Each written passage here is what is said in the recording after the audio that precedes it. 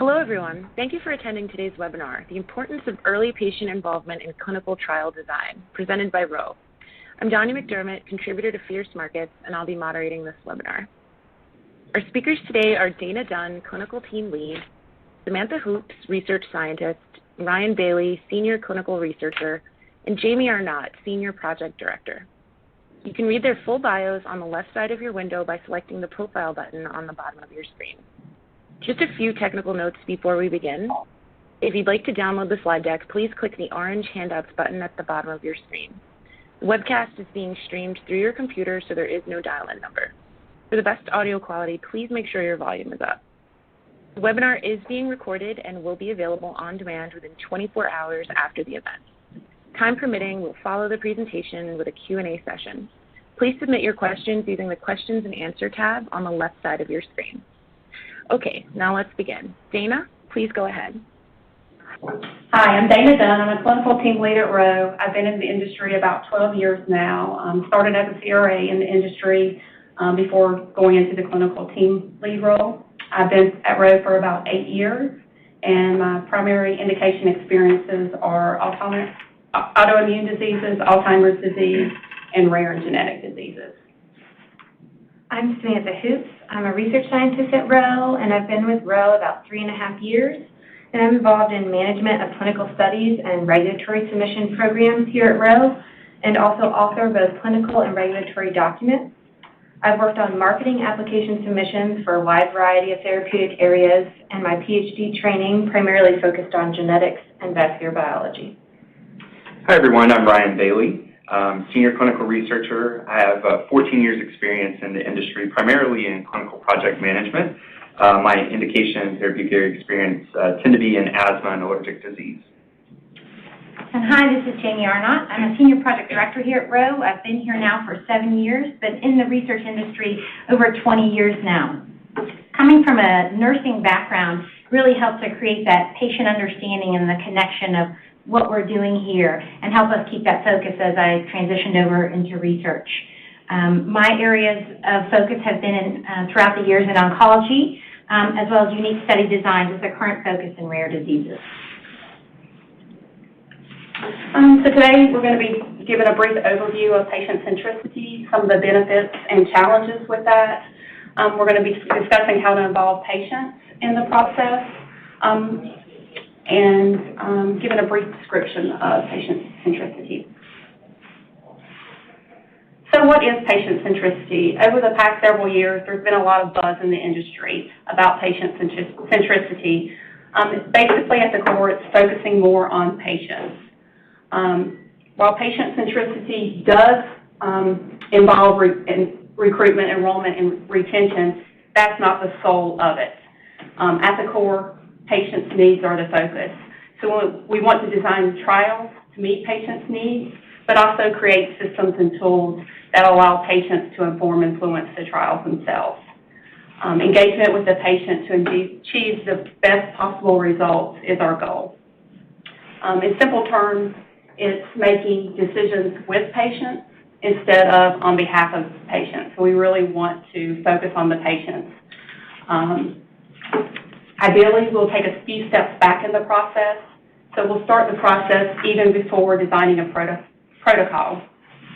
To create patient-centricity trials, we really want and need to understand patients' everyday lives, their emotions, the factors that may affect their participation in the study. So every patient population is going to be a little bit different. Involves adjusting the conversation to, does this patient meet my inclusion-exclusion criteria, to how can we design a study to minimize barriers to participation but still be able to meet the study endpoint.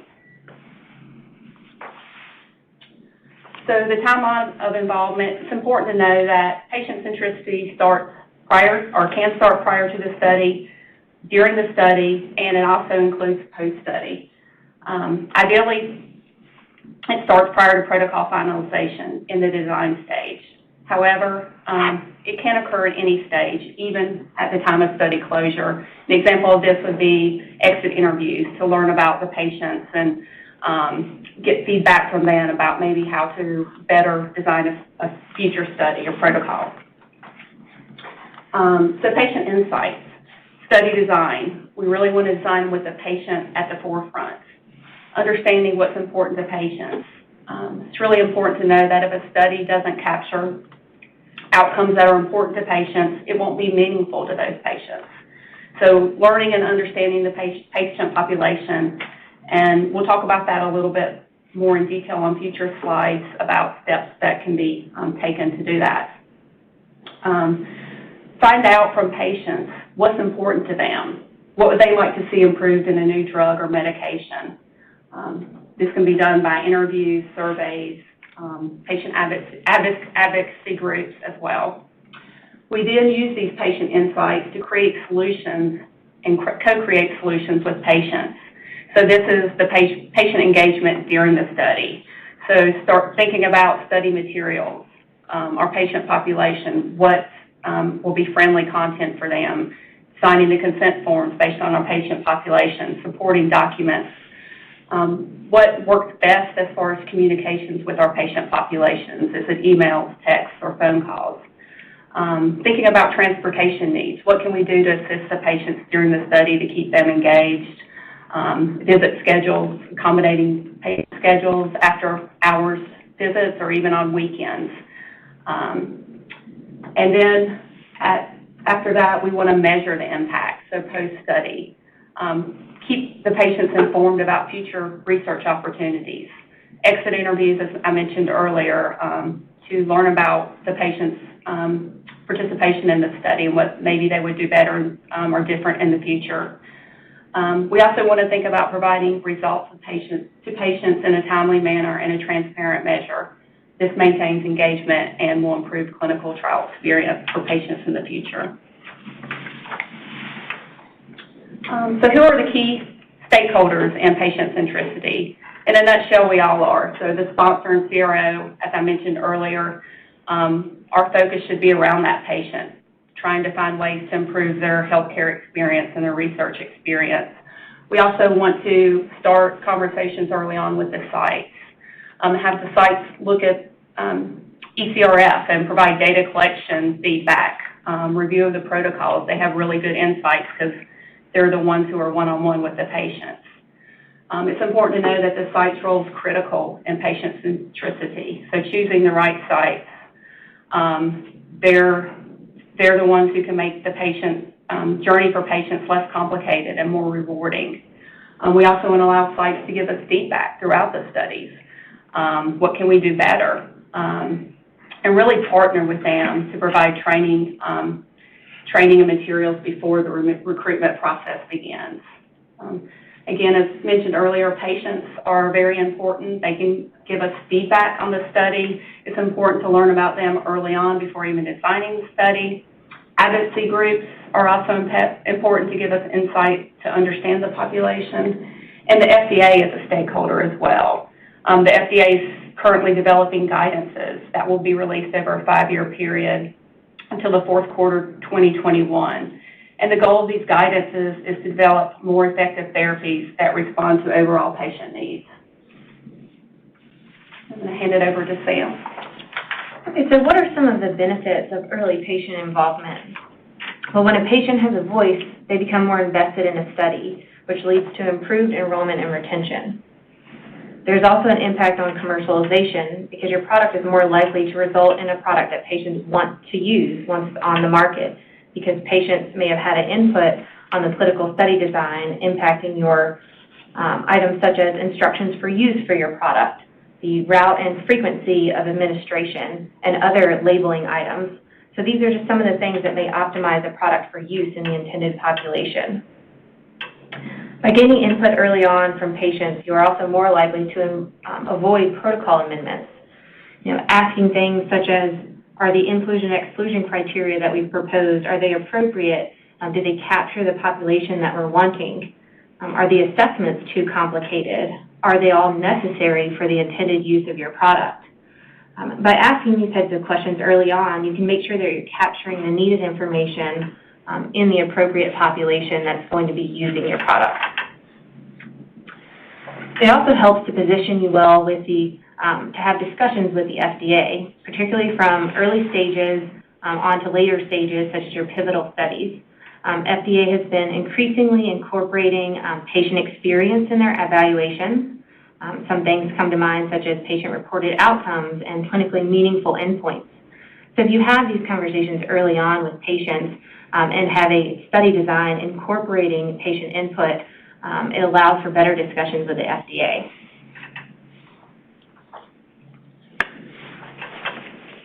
So what are some of the study-related goals around having early patient input? Well, first, it would be easing patient burden for your study. This leads to improved adherence, less subject dropout of our studies, and more likely that your treatments will also translate to real-world success.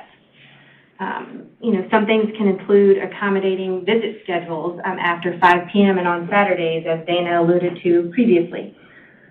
Some of this might seem to be more burdensome on the site, but actually in our experience, this creates better visits, less crowding, and less likely to no-show. Asking patients early on how they prefer to be contacted. We want to make sure that you have communication stay steady throughout your study with your subjects.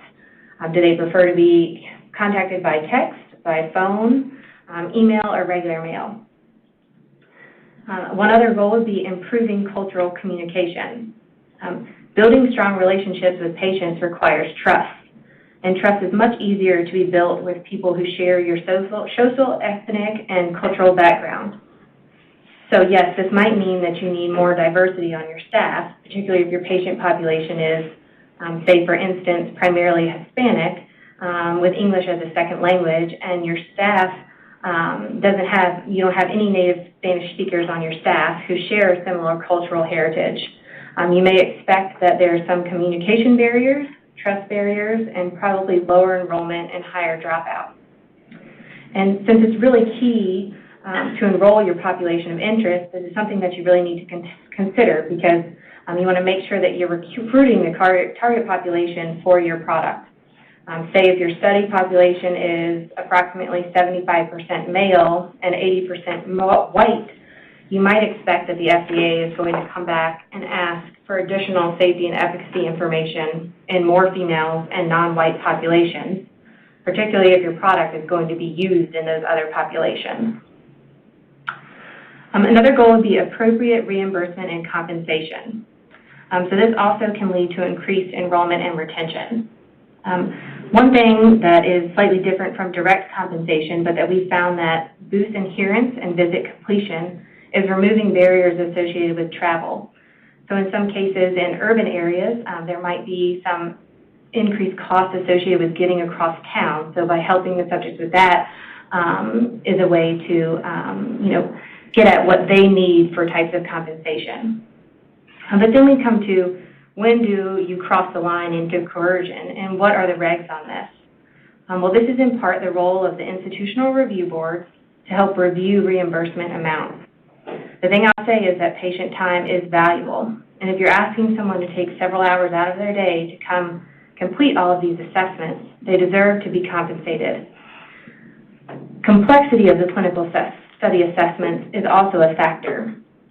So, for example, patients coming in for a simple blood draw versus more invasive procedures is a factor that needs to be considered for appropriate compensation amount because for their time and participation in the study. For enrollment, having patients input early can help you to reach your enrollment goals on time and both in the right population. We also want to remember to keep in touch. This is a key aspect, particularly for longer-term studies, that it can be important for retention. Some ways of keeping in touch include newsletters, study status updates using information that can be shared without introducing bias, and thank you notes. These are all ways of treating patients like human beings. You can ask for feedback at the end of the study, as Dana mentioned. These are all just important to maintain communication, and this is key in rare diseases where there is a smaller patient population that you might require their future input for future studies. So all of these bullet points here can lead to improved patient compliance overall. So while I just talked through specific study-related goals, what are some of the program-related benefits from having early patient involvement? Well, your label claims are based on what you test in a clinical study and what the data shows. So with early patient input, your labeled claims can be shaped to those that would matter to the patient and have your patient more likely to be using that product once it's on the market. Again, you must show efficacy and safety in the population impacted by the disease or condition, or those individuals that would be using the product. By gaining early patient input, you can ensure you are capturing the correct patient demographics that reflect the desired population. This brings me back to our previous slide related to cultural communication and asking questions early on about appropriate inclusion-exclusion criteria and key study design aspects. Having patient input allows them to, seem like you are also interacting with the patients and treating them like you are working with them.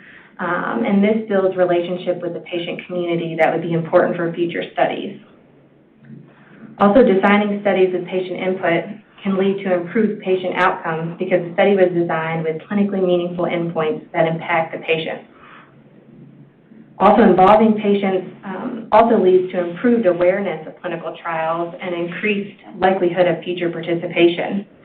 This also leads to likelihood that they will share with others that may want to get involved. So overall, an increase in communication about clinical studies.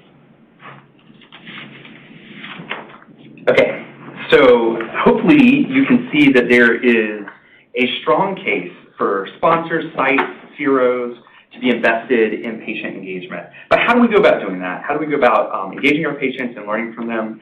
The best way, I say to this, is to go where the patients are and to learn from them. And there are a number of ways you can do this, and so bear with me, I'm going to kind of talk through each of these. But first of all, I can assure you that patients want to talk to our industry. They really want and they increasingly expect to have an active voice and more say in their care and their participation in research. So one of the easiest places to get started is with what's available online. I mean, the patients are often eager to find others who can relate to their unique circumstances, and the web makes this much easier, obviously. And this is especially true for people maybe with more rare diseases or maybe people that live in more rural areas where they're less likely to find other patients in their immediate geographical vicinity that they can connect to. And there are broad and general sites out there. A few that I found that I find really helpful are patientslikeme.com or Patient Power. And we have a resources slide at the end of our presentation that lists these out, so you don't need to worry about necessarily writing this down right now. But these are broad sites. They attract patients who can then find others with similar conditions. They're very patient-oriented, very patient-driven. Many conditions and diseases, obviously, they also have their own dedicated societies, organizations for patients that then have their own websites and own web-based resources. Another one I'll mention is Facebook, and they have had a rough go of it lately, certainly with concerns about privacy and data and other things, but it still remains a strong resource for people to connect in groups. You know, I looked just the other day for the condition Duchenne muscular dystrophy, and I found at least a dozen groups that are there for patients to connect and to support one another, right? So an easy, low-cost way to start learning from patients is going and seeing what they're talking about. What concerns and frustrations do they share? What do they celebrate? What are they excited about? This is really valuable intel for us to start understanding our patients and really the unique burden of living with their particular condition. But I will say, please don't just stop at sort of passively looking at what's online. If you can, really, there's no substitution for direct interaction with patients for that dialogue. And so how can you go about finding opportunities for that? And one place to start is reaching out to disease advocacy groups. Often these groups comprise patients with a particular condition and or immediate family and caregivers, and they really have their finger on the pulse of the patient community. They know the pressing issues and the needs of their patient population. You may also be able to find disease-specific meetings where patients are included and invited to participate. I've found even in just kind of clinical research industry conferences, increasingly patients are having a more prominent role in being invited to come and speak and share their experience, and that can be great opportunities not only to learn, but then to ask questions, to interface, to have that dialogue that is so important. Another thing I'll point out is that from 2012 to 2017, the FDA hosted about 24 patient-focused drug development meetings in a variety of different disease areas. And this was all with the explicit purpose of incorporating the patient's voice in drug development and evaluation. So many of the materials from these meetings, they have recordings, webinar recordings, notes, are available online. And while these are not necessarily a live patient resource where you can go and have the dialogue, they can be really insightful. And so those are a few ways to kind of get an understanding for the disease and patients writ large. But what about when you get to, say, an individual study design? This is still, you can lean on these advocacy groups to help you provide feedback, protocol review, protocol input. If you really want good intel, one thing you can do is convene focus groups. And this is not unlike what, say, an advertising firm does when they're rolling out a new product. You convene a small group of patients or caregivers, you kind of explain the study, what you're planning on doing, and then you invite their honest feedback on all aspects of the design. You can also, when you're talking about some large studies, maybe needing to recruit large populations or people in particular geographic areas, you can engage local community groups. So sometimes these would be chapters of a larger advocacy organization, but sometimes these are smaller support groups, community-specific resources. And in some cases, these groups are broader than just patients. There's the concept of community-based participatory research, where you involve strategic stakeholders across a local community to address a need. I actually had the opportunity to work on a study researching kind of the environmental impact of on asthma in the post-Katrina New Orleans area, and that was a very unique circumstance, obviously. But it called for us to develop a community advisory board that could help us negotiate the city, the communities, the care facilities in what was a very chaotic environment. And our board that we convened included a patient advocate as well as other important and strategic members of the community. And this had the dual effect of not only educating us about a population area coming in as outsiders, but helping us develop partnerships with local groups that were trusted. You know, the medical, the government, the law enforcement organizations in the New Orleans area incurred a lot of mistrust following the disaster, but local churches, local community centers remained these really trusted and integral entities, these safe havens for people, and by partnering with them, these non-traditional healthcare entities, we managed to get feedback, insight, and really connection to the patient population in a way we never would through traditional means, and we really feel like it benefited us in conducting the research that we were doing. So, incidentally, all the ideas I just talked through were found by the Tufts Center for the Study of Drug Development to be among some of the best because they tend to be low cost, easy to conduct, yet they yield a strong impact, or what the study calls a high return on engagement. So another great resource, of course, are our investigators, and I want to speak briefly to that on the next slide. Okay? So one of the questions we sometimes get is, why would you go to all of this trouble if, say, you're a sponsor or CRO and you have access to a number of sites, investigators who've been treating a condition for years, or perhaps you are a site and you've seen literally thousands of patients. Don't you have enough expertise already to start with?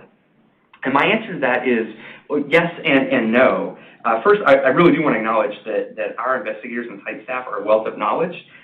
These are our frontline experts that work with patients on a daily basis, and compared to a sponsor or CRO organization like us, they're really going to have much richer knowledge. They're intimately aware of many of the challenges facing their patient population.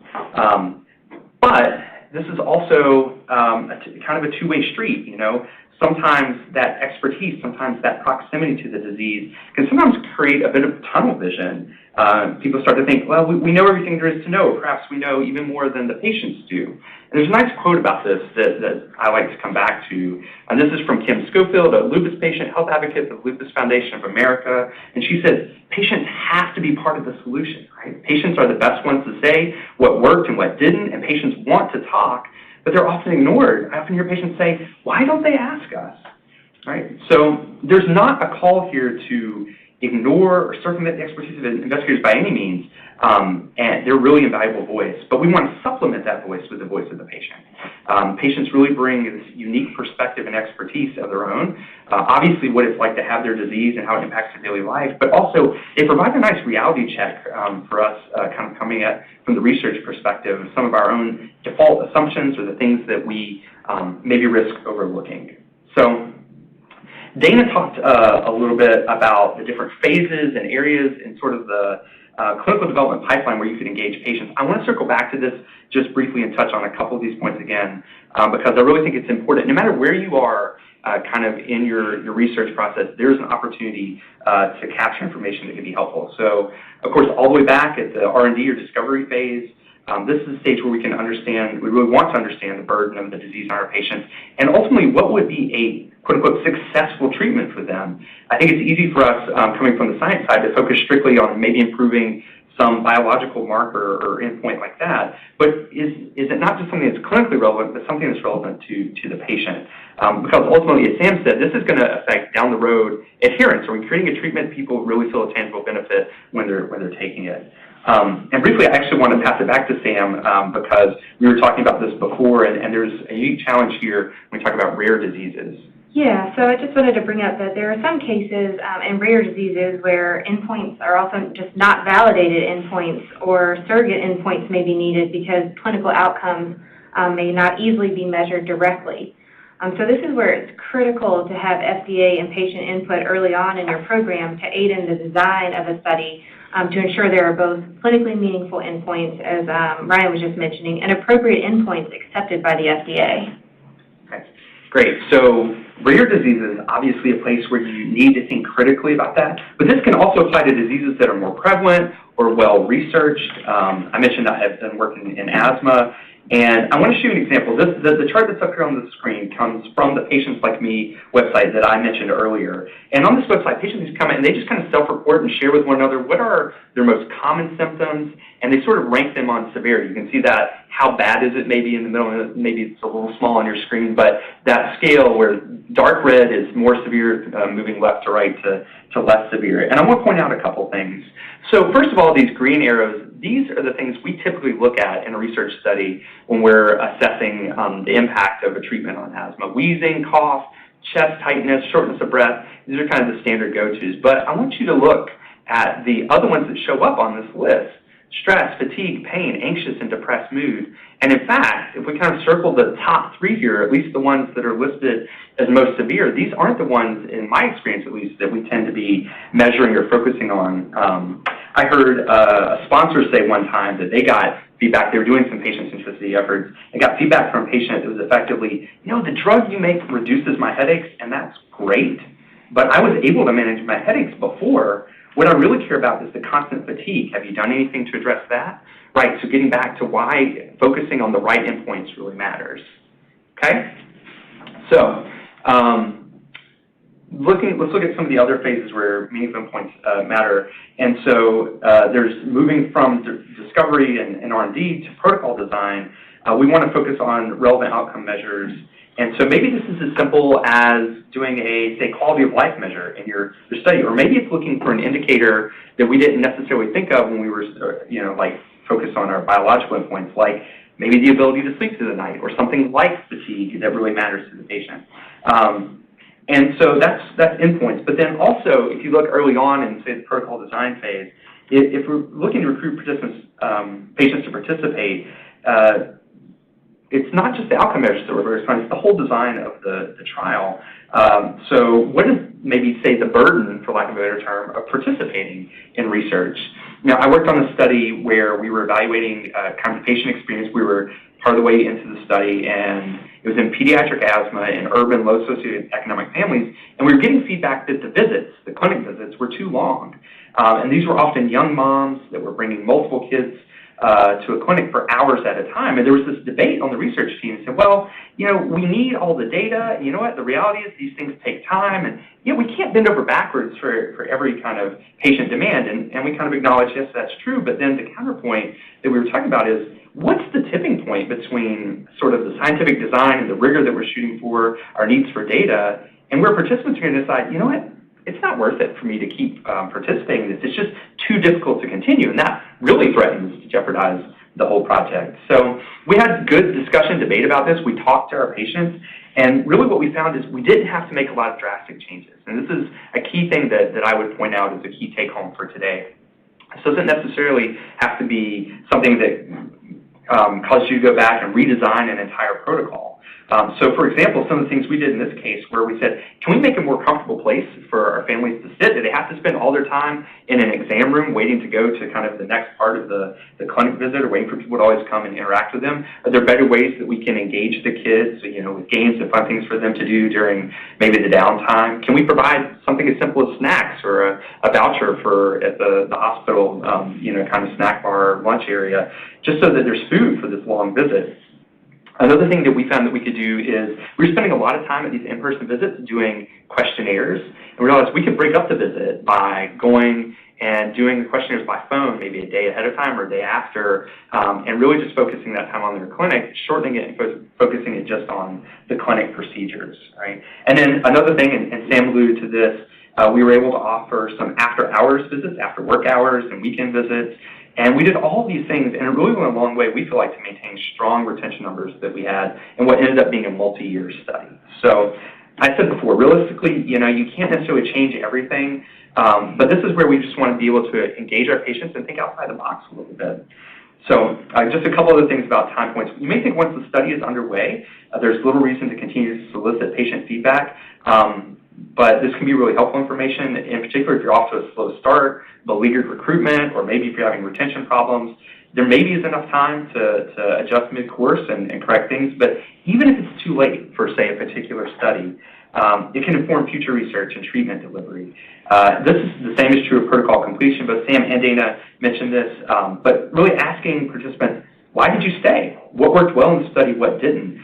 What would you change if you had to do it over again? One thing that can be insightful to ask is maybe what surprised you about the study, as sort of reflecting back on the initial informed consent that we did. Were there some things that weren't clear to them when we designed the consent? We can fix that for next time around.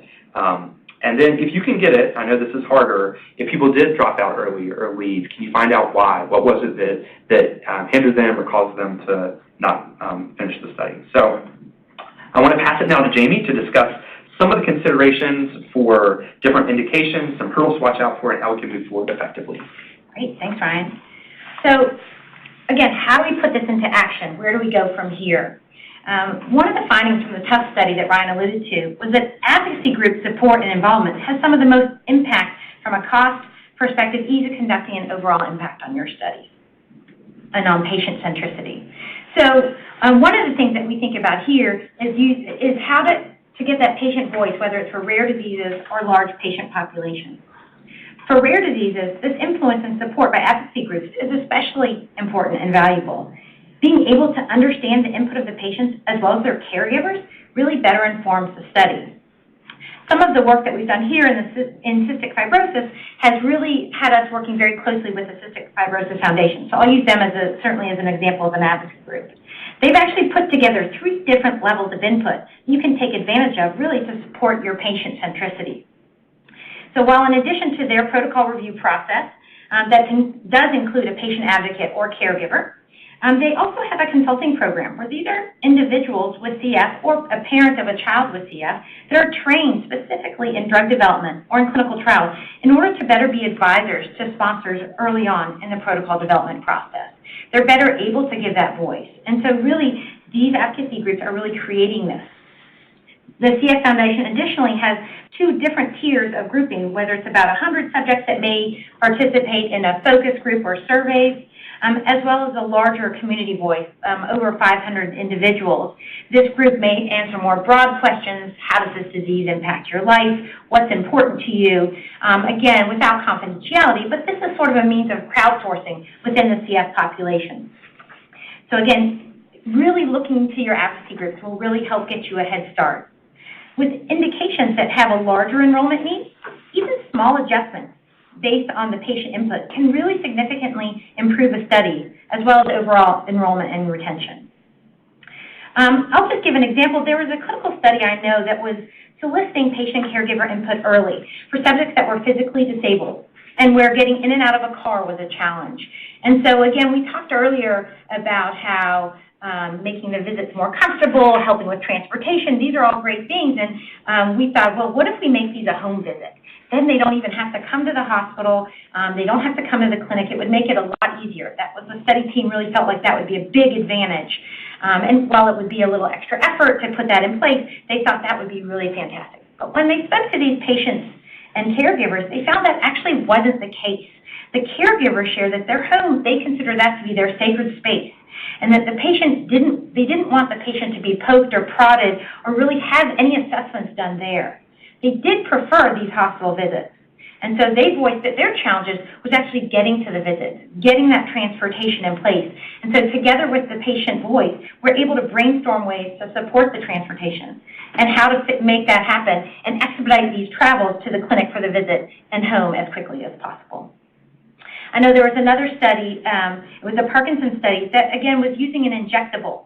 Again, this injectable had been studied previously in a different population, was successful in that study, was able to move on. They were going to look at it with this Parkinson's indication, but they found that the population, it just wasn't feasible to use the administration in this method. So really thinking through the abilities of your patients, asking questions, asking what makes sense, and really going back and revisiting how you want to move the study forward.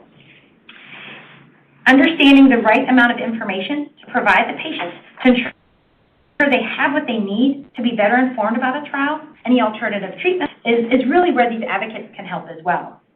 Even if the study's ongoing, feedback can be collected from the sites if there seems to be challenges with enrollment. I know Ryan mentioned this as well, but we really want to drive this home. It doesn't have to start before the study starts. Really, getting some things addressed midstream can only help your trial. The review of subject-facing materials and reevaluating them if your study is having challenges can always help your study as well. These small changes can really help to empower patients that their voice is being heard and further confirm that they're a member of the team itself. We all recognize that there can be hurdles to getting that patient voice there, and I'll mention just a couple of these. Obviously, regulatory and IRB considerations.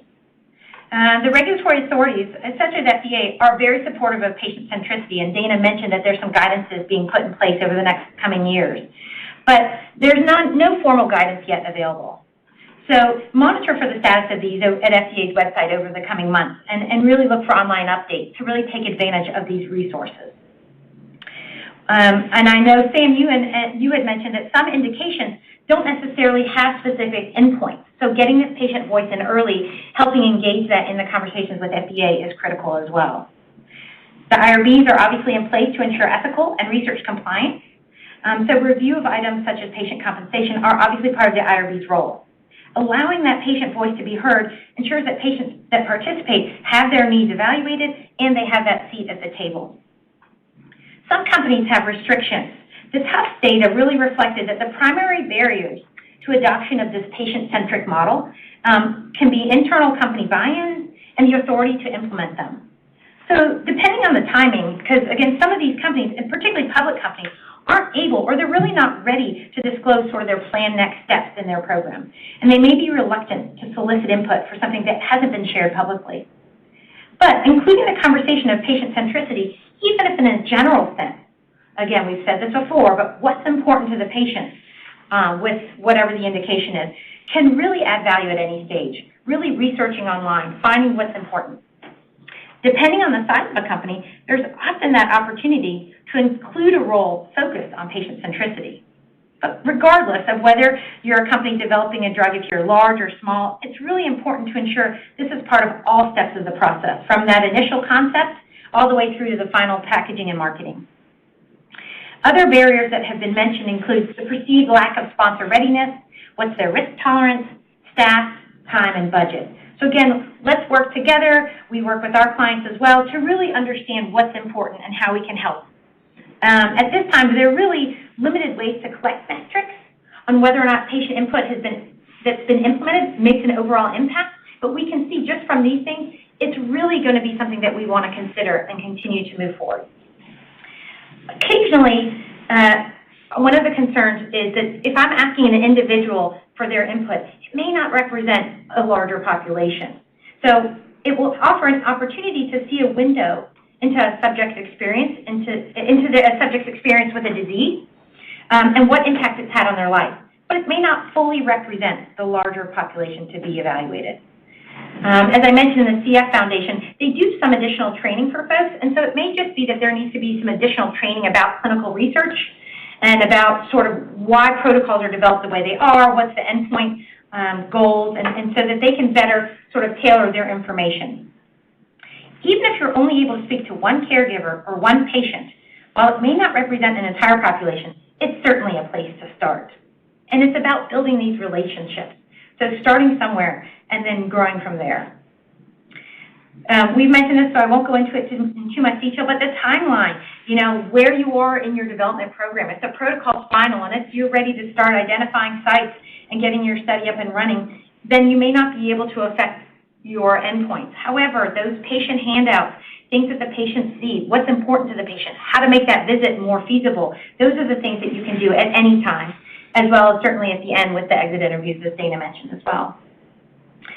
Confidentiality, obviously, is a tough thing. We can't just reach out to subjects and say, I want you to review my protocol. Again, we need to make sure. But these advocacy groups can really be helpers in terms of connecting you with people that make the most sense in terms of giving you input.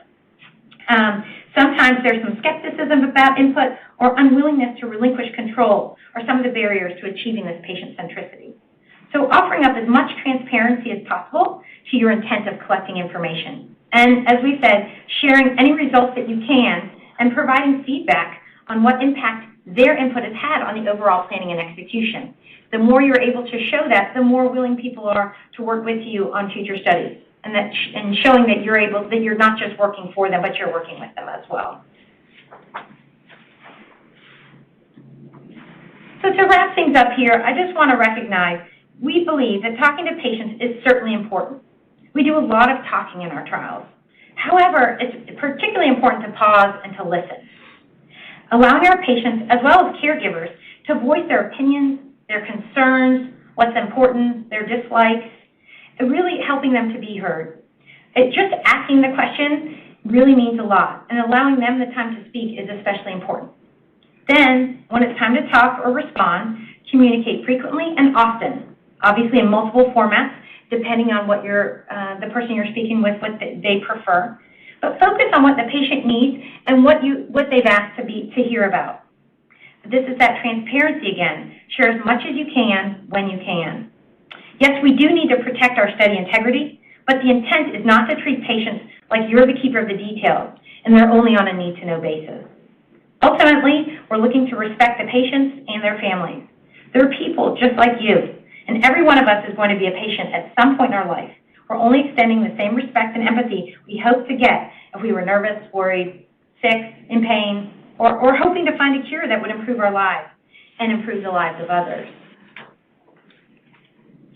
So this is just a list of a couple of resources that Ryan mentioned that we think may be helpful, a couple of the things we've referenced. These should get you started. But keeping the patients at the forefront of what we do each day ensures that patient centricity is not just a trend, but this is really a priority and a shift in everyone's focus. And with that, I'll hand it back to Margaret. Thanks, Jamie. So we're going to move on to the Q&A. There is still time to submit your questions using the Q&A button at the bottom of your screen. We've gotten a lot of great questions already, and we'll try to get to as many as possible. So our first question says, this is a lot of great info. Our company has a new study coming up, but we haven't done any of this in the past. Where is the best place to start? So this is Ryan. I can address this one. I know I talked through a lot of different potential opportunities, and it can be a little bit overwhelming maybe. We tried to give you a lot of options today of places you can start, but I would say it depends a little bit on kind of what you're coming to the situation with. If you really are new to a particular disease or therapeutic area, you're going to want to get as much information as possible. And you can start with the simple stuff we talked about, understanding, going online, seeing what's there, going to those patient resources. But I really think going to advocacy groups is a good way to do this. Like I said, I think patients want to talk and they want the opportunity to be engaged in this area. Now, if you've got a little more experience, you've done some research in this area, you've got familiarity working with patients in a particular disease area, maybe you're ready to do something that's a little more advanced, like convening a focus group and saying, hey, look, we've got this protocol design, we think it's going to be good, here's what we're trying to achieve with it. What do you think about this? And inviting some direct feedback from patients in a group like that. So we wanted to give you a lot of options today. We didn't want to overwhelm you, but I think there's a lot of different places you can start. I just think ultimately nothing is as valuable as being able to have a dialogue with patients directly in whatever form you can do that. That's a great point. Thank you for that. Our next question says, I work for a CRO and we were just awarded a new study. It doesn't look like the sponsor has done any of the things you were recommending.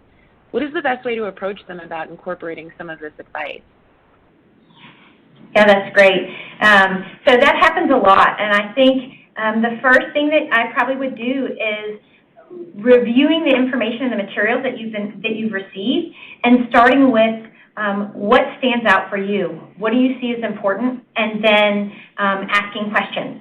Asking the sponsor if they've thought of anything, if there are things that they have in their timeline, what their limits are in terms of how much opportunity you have in terms of outreach. As I said, that oftentimes the protocol is already final when it may come to you as a CRO, but you can certainly impact the overall running of the study and the success of the trial. So some of those things, like getting input on patient-facing materials, things like that. And so I think it depends on where the study is at the timing of the award that you've been awarded, but I think that there's always opportunity to get that patient voice. In that perspective, you may want to start with some of your trusted sites that you've worked with and get some of their input as well, and perhaps connecting as well as with the advocacy groups, as Brian mentioned. Yeah, this is really great advice. Thank you. So this will be our final question. We've had a lot of great questions today and couldn't get to them all, but we will try our best to get back to everyone who submitted personally after the webinar. So with that said, the question is, how do I prevent my study participants from talking with each other about on-study effects? Do I need to make this a legal issue? Yeah, I'll address that one. This is a really good question, and I've heard this discussed and debated a few different times. Obviously, we don't want patients or participants in our trials interfering with the results or the data that we're capturing because they're talking to each other, maybe trying to figure out if they're on placebo or an actual treatment. And I've heard a few different perspectives. One of the perspectives was your patients are going to talk to each other no matter what. You might need to be prepared to acknowledge this is the new reality, and they can find each other. Sort of going back to sort of the Facebook and online thing, these communities, people can find each other a lot easier maybe than they could a generation ago. And so you can expect some kind of talk. So sort of coming into it with that perspective that we maybe can't necessarily stop it from happening. What can we do? And one of the best things I've heard is we need to do a better job as an industry of educating our participants on clinical research in general, like why it's important that we have placebo versus a treatment, and what we're trying to research, and why things like confidentiality are really important to us. I think making any offers that you can to say, hey, once the study is over, we'll share as much information as we can back with you, and this is really important. Just being upfront about it and being transparent that this is important to research, that we kind of keep this confidential while we're moving forward. That may not be the most satisfying answer, but I think we need to be prepared that our patients will talk whether we tell them to or not. So maybe we need to convince them of the importance of explain clinical research and convince them the importance of trying to keep this pretty to themselves during the course of the trial. Yeah. And I'll just add to that as well. I think oftentimes with Facebook, with these groups, often that's how trials are found. So they'll often sort of talk to each other about trials and so there's a tendency to want to share the results or how I'm feeling or I suspect or that kind of thing. And so, again, giving that information up front and really giving them the opportunity to also have a form of someone else to go to. So whether it's a study staff saying, if you have questions, if you have any concerns about how your treatment's going, giving them someone to go to talk to that versus going somewhere outside of or, within the other study participants. Yeah, and to the extent your trial is like maybe you have a closed label phase, an open label phase, and you can say, like you might get placebo for a period of time, but everybody's going to be ultimately on open label depending on the condition, things like that, so that you may curtail some of that desire to figure out, am I on treatment, am I on placebo? Everybody's going to have the opportunity in the open label phase. So I don't know if those are particularly helpful answers, but that's the way I've seen it addressed. Nope, thank you both for providing the responses to those questions. Just to recap, that was our final question, but we will make every effort to get back to everyone who submitted after the webinar. I'd like to thank everyone for attending this Fierce Markets webinar and submitting so many great questions. I'd also like to thank our speakers once again for participating and Ro for presenting today's webinar. This webinar has been recorded and you will be able to access the recording within 24 hours using the same audience link that was sent to you earlier. Thanks again for joining, and we look forward to seeing you at future events.